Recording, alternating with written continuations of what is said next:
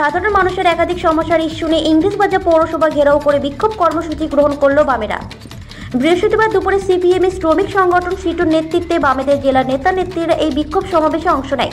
তার আগে ইংরেজবাজার শহরের রথবাড়ি এলাকা থেকে বামেদের বিশাল একটি বিক্ষোভ মিছিল শহর পরিক্রমা করে নেতাজি সুভাষ মোড় এলাকায় অবস্থিত ইংরেজবাজার পৌরসভার অফিস চত্বরে এসে শেষ হয়।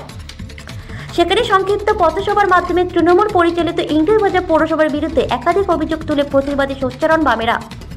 যদিও এদিন বামেদের এই বিক্ষোভ কর্মসূচিকে ঘিরে আগে থেকে বাসের ব্যারিকেড দিয়ে পৌরসভার মেন গেট বন্ধ করে দেওয়া হয় জেলা পুলিশের পক্ষ থেকে, পাশাপাশি বিশাল পুলিশ বাহিনী মোতায়েন করা হয়। বামেদের অভিযোগ, সাধারণ মানুষের কাছ থেকে জঞ্জাল কর নেওয়া হচ্ছে, ব্যবসায়ীদেরকেও একইভাবে এই কর দিতে হচ্ছে, পাশাপাশি শহরের রাস্তায় টোটো চালকদেরও নানানভাবে পৌরসভা হয়রানির মুখে পড়তে হচ্ছে।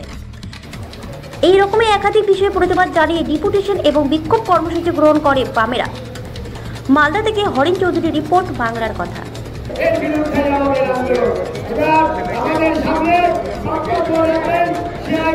ইংরেজবাজার মিউনিসিপ্যালিটির চেয়ারম্যানের কাছে আমাদের স্মারকলিপি দেওয়ার কথা, সেই মতো আমরা চিঠি দিয়ে জানিয়েছিলাম। আর এখানে এসে দেখা যাচ্ছে 3 মানুষ উঁচু বিশাল বাঁশের ব্যারিকেড বানিয়েছেন, যা আপনারা ছবিতে দেখাতে পারেন, যাতে কাকপক্ষীয় ভিতরে যেতে না পারে। তার জন্য 3 মানুষ উঁচু ব্যারিকেড লাগানোর কোনো প্রয়োজন ছিল না।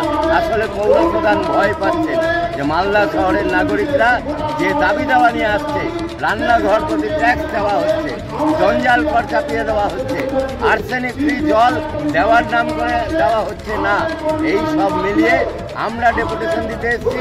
উনি নিলে নেবেন, না নিলে না নেবেন, আমরা রাস্তার উপরে অবরোধ করে বসে থাকবো। কোনোদিন এরকম দেখেছেন? বিশাল বড় বাসের ব্যারিকেড করেছে পৌরসভা কেন? কোথাও এরকম হয় যদি এত বড় বাসের ব্যারিকেড করেছে না, পৌরসভা কেন, মালদা শহরে কোথাও কোনোদিনও এত বড় বাসের ব্যারিকেড করা হয়নি।